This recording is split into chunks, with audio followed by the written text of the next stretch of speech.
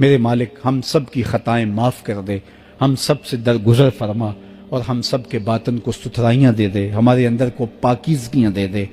بہت وقت میں نے اور آپ نے صاحب گزار لیا، تیزی کے ساتھ زندگی بیت رہی ہے۔ میں اگر اپنے آپ کو دیکھوں تو میری زندگی کتنی بہاریں کاٹ چکی ہے۔ اگر آپ اپنے آپ کو دیکھیں، کوئی 60 سال، کوئی 20 سال، کوئی 25 سال، زندگی تیزی کے ساتھ گزر رہی ہے۔ بندہ جب سوچتا ہے کہ میں 40 سال کا ہو گیا ہوں تو آگے میری زندگی کے اگر 30 سال بھی ہیں تو 30 سال تو کافی ہیں، لیکن وہ پیچھے اگر پلٹ کے دیکھے تو 40 سال یوں گزر گئے جس طرح چٹکی بجائی جاتی ہے۔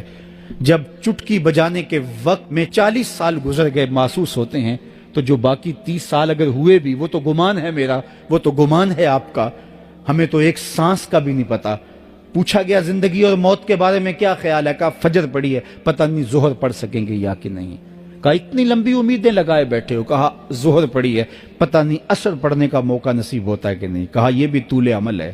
ایک بولا عصر پڑی ہے، پتہ نہیں مغرب پڑھ سکیں گے یا کہ نہیں۔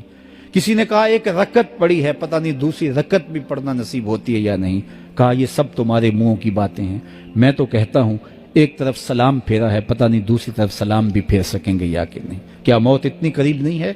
ہم نے اپنی آنکھوں کے سامنے لوگوں کو جدا ہوتے یوں نہیں دیکھا ہے؟ ہم کہتے ہیں اس کی خبر سنا رہے ہو موت کی، یہ تو میں نے ابھی سبزی والی دکان پہ دیکھا تھا۔ لیکن جب موت آتی ہے تو ایک لمحے کا تقدم اور تاخر نہیں ہوتا۔ تو صاحب آئیے اپنی زندگی کو اللہ اور اس کے رسول کی راہوں پہ ڈالے۔ آج وقت ہے، آج موقع ہے، آج توبہ کا دروازہ کھلا ہے، کل سب کچھ نہیں ہوگا۔ آج اس کی رحمتیں آواز دے رہی ہیں، آج وقت ہے، وقت پر کافی ہے ایک قطرہ بھی آب خوش ہنگام کا، جل گیا جب کھیت برسا می تو پھر کس کام کا۔ ایک فقیر تھا، ملنگ درویش، اللہ کا بندہ، اس کی عادت یہ تھی کہ اپنے ڈیرے پہ آنے والوں کو کھلاتا، ان کو پلاتا، ان کی ضروریات کا خیال رکھتا، لیکن کو مالی آسودگیاں نہیں تھیں۔ ہوتا یہ تھا کہ بعض اوقات لوگ آتے تو ادھار لے کر کے وہ لوگوں کو کھلا دیتا۔ خیر، چونکہ فقیر کا مزاج یہ ہوتا ہے کہ لوگ آئیں اس کے ڈیرے سے کھائیں۔ بابا بلے شاہ نے بھی کہا تھا نا، اٹ کھڑک کے دکڑ وجے تتا ہووے چلا، آن فقیر کھا کھا جاون راضی ہووے بلا۔ یہ فقیروں کا مزاج ہے، تو جو بھی آتا اس کے ڈیرے سے کھاتا اور وہ ادھار اٹھا اٹھا کے لوگوں کی ضروریات کو پورا کرتے رہتے۔ وقت آخر آ گیا، جن لوگوں نے ادھار دیا تھا وہ سارے تقاضا کرنے آ گئے۔ اب بابا جی کو کیا فکر لاحق ہے کہ یہ میرے مہمان اور میں ان کو کچھ پیش کرنے کی صلاحیت نہیں رکھتا۔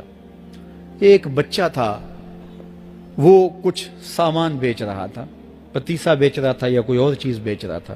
اس نے گلی سے گزرتے ہوئے آواز لگائی، خادم کو کہا سے بلا کے لاؤ۔ کہا تم بیچ رہے ہو تو میرے مہمانوں کو کھلا دو۔ بچہ بڑا خوش ہوا کہ میں سارا دن گلیوں میں گھوم کے یہ پتیسا بیچنا تھا، اب یہ ایک جگہ ہی سارا فروخت ہو گیا تو یہ تو موج لگ گئی، میں جلدی گھر چلا جاؤں گا، میری ماں خوش ہوگی۔ تو سارا ان مہمانوں کو کھلا دیا گیا اور اس کے بعد کہا بابا جی پیسے؟ کہا تم بیٹھ جاؤ، جب ان کو ملیں گے تو تجھے بھی مل جائیں گے۔ وہ بیٹھ گیا، 2 4 10 منٹ بیٹھا تو بچہ تھا پھر کھڑا ہو گیا، بابا جی پیسے؟ کہا جب ان کو ملیں گے تو تجھے بھی مل جائیں گے۔ پھر آدھا گھنٹہ گزرا تو پھر اس نے کہا بابا جی پیسے؟ میری ماں میرا انتظار کر رہی ہے، ہمارے گھر کا چولہا اسی سے جلتا ہے، میں یہ پیسے لے کر جاؤں گا اور میری ماں کوئی ہنڈیا خریدے گی اور ہم شام کا گھر کا کوئی سلسلہ کریں گے۔